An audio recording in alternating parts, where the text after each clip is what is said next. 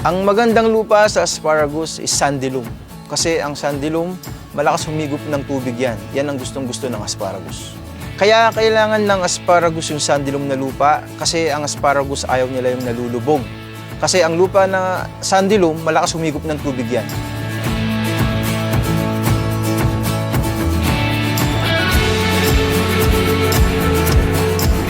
Kung gustong mag-start ng asparagus farming, siguro mag-start muna kayo sa 1 hectare.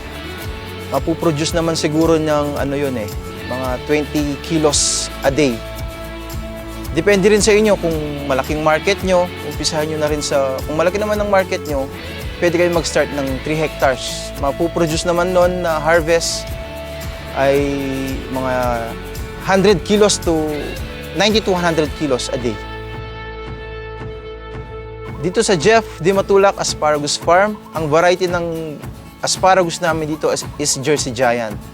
Kasi ang Jersey Giant, magaganda ang labong nila at marami silang mag-produce.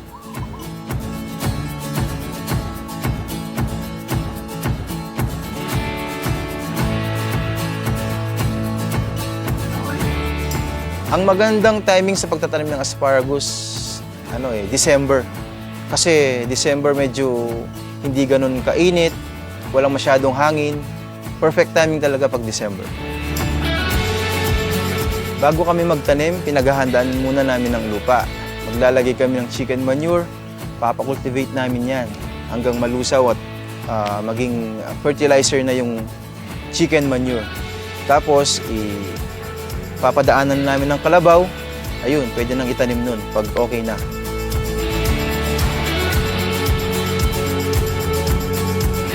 Sa pagtatanim, naghuhukay kami ng 8 inches.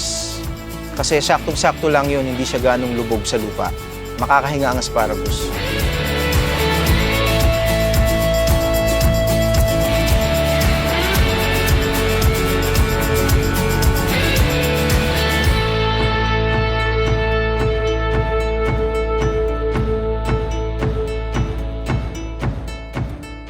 Sa pagdidilig naman ng asparagus, kailangan yung saktuhan lang din. Makikita mo naman yan kapag humigop na ng tubig ang asparagus, yun, pwede mo nang i-stop nun, lipat mo na naman sa kabila.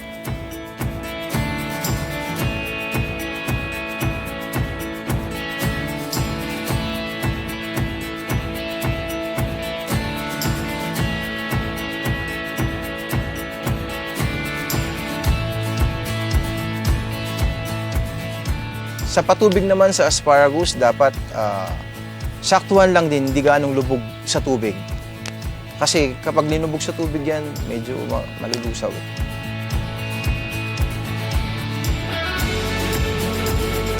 Ang mga inputs na nilalagay namin sa asparagus, una dyan ang chicken manure. Kasi ang chicken manure, pampatabayan ng asparagus. Pagkatapos noon, foliar. Mag-spray kami ng foliar para sa dahon, para bumalik yung sigla ng dahon. At insecticide din para yung mga insekto na nakakasira ng asparagus para mabawas-bawasan din, mapatayin natin.